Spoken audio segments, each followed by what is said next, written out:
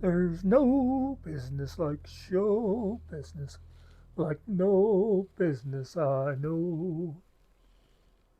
So here's something a lot of you won't know about me.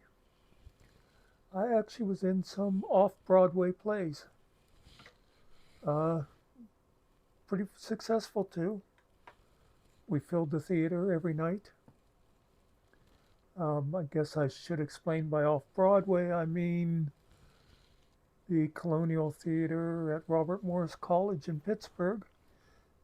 But hey, it's off-Broadway. Yeah, so while I was going to school, I took a class. I was trying to remember if it was called theater or drama. I don't know, but I just took it, out of an interest. And the teacher was, of course, the same guy who ran the college theater. And they were doing, getting ready to do a play. I'm trying to remember for sure what the first one was I was in. Um, yeah, I think it must have been the one. And now I know this is an actual play, but I'm not sure if I'm remembering the right uh, one or not. I think it was called Dangerous Game, but it had to do with a bunch of it was like retired lawyers and a judge, and they would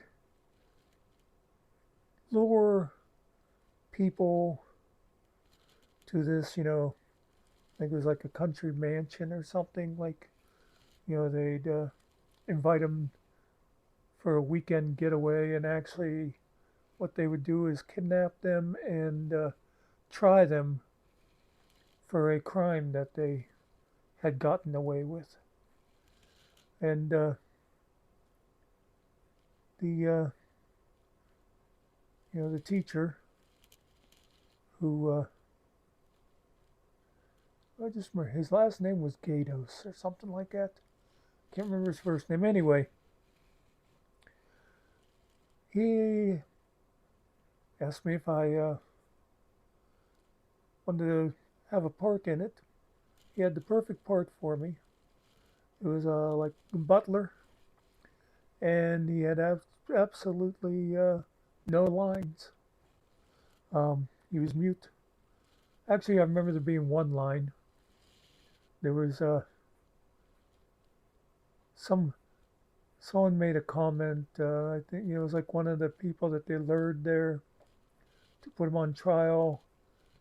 Um, and I think the guy must have made some comment about when he leaves. And my line was, yeah, something. I did some kind of laugh. Anyway, that was my introduction to the theater. And while I was there, I also I had a part in Oklahoma. Oklahoma. Um, I don't remember my character's name. I just remember he was Ado Annie's father.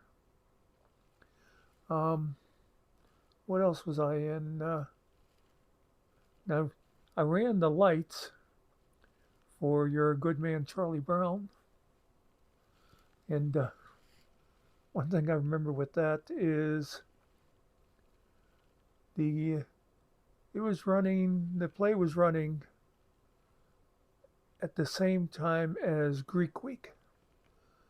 And for those of you who don't know, I think probably all colleges have, if you have fraternities, you have Greek Week. It's basically an excuse for all the fraternities to get drunk. Like, they need a special reason. But anyway, on Saturday, I remember we one of the competitions we had was a beer chugging contest, which I represented my fraternity in. And then I had to go and run lights for the play. And I was pretty well blitzed. And I remember the director of the play, who again was that teacher, thinking, he's like, well, he's not going to be able to do this. And he had another guy who was always usually like the technical director. He was also a regular employee of the college. We went up to the booth and ran through all the lighting cues, and I ran through them fine. And he said, well, he can do it better than I could. And I do remember about halfway through the play, I passed out for a couple of minutes, and some people were wondering why the lights didn't change like they were supposed to. But anyway, was oh yeah, I remember another play I was in. Didn't like it at all. It was a children's play, Puss in Boots, and I played a ogre. And I remember they decided we went to perform it at this elementary school, and I remember the kids were just like, throwing paper wads at the stage and stuff, and it just did not go well at all. And really, thinking back on it, if we were any kind of performers, that should have been our cue to step it up and win the audience over, but we didn't. Um, but yeah, that was uh, that was my theater career. I swear there was one or two other plays I was in. I just can't remember them. One thing I remember with one of the plays, it was I forget which one, but we we had a you know a, like a cast party the one night. It was at my um, dorm room, in our lounge there, and because the play was it wasn't a very big cast, and everybody was like college students.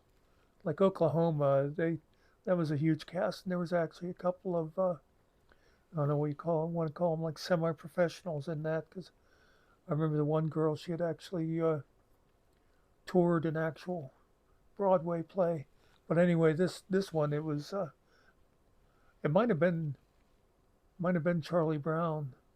Anyway, so we just had this little party, and we're sitting around the lounge, or living room, I guess you could call it. And there's a knock on the door, and everybody, put their beer like behind their back and stuff. And I answer the door, and it's the RA. Now, if you haven't been to college, the dorms, you have a RD, resident director, and he's a employee of the school. And then you'd have, like, depending on how big it is, but you'd have at least one RA. Um, and that was actually a student who was the resident assistant, and he got free room and board by doing that job. Anyway, so there's the RA, and they have to enforce the rules, which one of the rules was no drinking on campus. So he comes to the door, and I think he obviously knew what was going on. I think he just sort of stopped by to kind of remind me to keep things in hand. So I was like, "Hey Steve, how's it going?" He's like, "Hey Muck, so what's going on?" I said, "Ah, nothing, just some friends here talking, and we talked for a few minutes, had a pleasant conversation, and like I said, I'm sure he knew what was happening, and just making an appearance, and he didn't want to make a fuss out of it since we weren't, you know, breaking furniture or anything, and So he was just getting ready to leave. He said, "Okay, I'll see you later."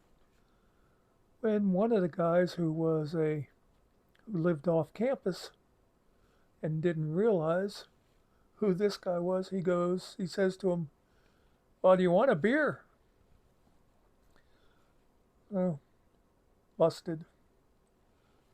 And I remember nothing much happened of it except, you know, I, I got like written up for it, and I remember as like a punishment, I had to go to this. I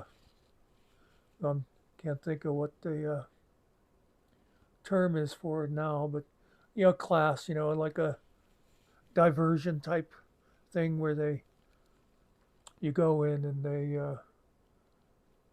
want to teach you how to avoid becoming an alcoholic or whatever. So um, I remember the day of the class. I was walking over to the student union to get like a cheeseburger or something, and I passed coming the other way this assistant dean who was like he was kind of like the school's disciplinary guy, and he said, "Weren't you supposed to go to that class?" And I said, "Oh crap, I forgot all about it." And here he was just coming from the class. It had just like started, and he said, "Well, you can still make it there in time." So I got there, and the person presented it. They were like just about 5 minutes into it or something. And I came in and probably had to sign a book or something. And then I went and I'm sitting in the back. And as I walked in, they were talking about people when they first start drinking. And, you know, he was like right in the middle of, he was saying that basically nobody ever makes a conscious decision. He says you just sort of do it because your friends are, and something along those lines. I forget exactly how. But I was like, "Wait, excuse me." I said, "I'm sorry, I came in late. I'm not quite sure. Are you saying that nobody ever consciously decides to start drinking?" And he said, "Yeah." And I said, "Well, I did."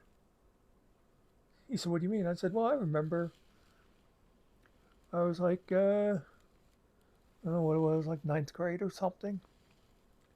And I actually thought, that's when, people started like actually having parties with beer and stuff. And I sat and I thought, do I want to be one of those people or not?" And I thought, yeah, why not? And now the thing about me is, too, I'll throw in here, I never had to drink to have fun at a party. Now, I have certainly gotten quite drunk at parties. Um, well, if anybody I went to high school with is watching, if they were at the senior football party, I was pretty blitz that night. But anyway, but I'd often go to parties and not drink and just have a good time watching other people make a fool of themselves. But anyway, I said, yeah, I remember like actually sitting and thinking about whether I wanted to do that or not. And the guy was kind of taken aback, and I think he said something like me being the exception to prove the rule because he'd never heard anybody say that before. Um, but anyway, what the hell does that have to do with me being in the play? Uh, but yeah, anyway, anybody, if you ever think about being in a play or something, it's a lot of fun. You can have a good time pretending to be somebody else. You know, it's, why? It's just like when you're a kid pretending to be a cowboy or whatever. It's like, why grow up? Just go out and have a good time. Pretend that you're a butler in a um, kangaroo court, or you're a farmer in Oklahoma trying to keep your daughter from dating cowboys or whatever it is you might be involved in. And I guess that's about all I have time for tonight. And to tell you the truth, well, I'm sure I've said this before. Had no idea what I was going to talk about once I started. I just knew I was going to mention having been in plays, and I had no idea where it was going. So I guess this is where it ended up. So peace out and send in the clown.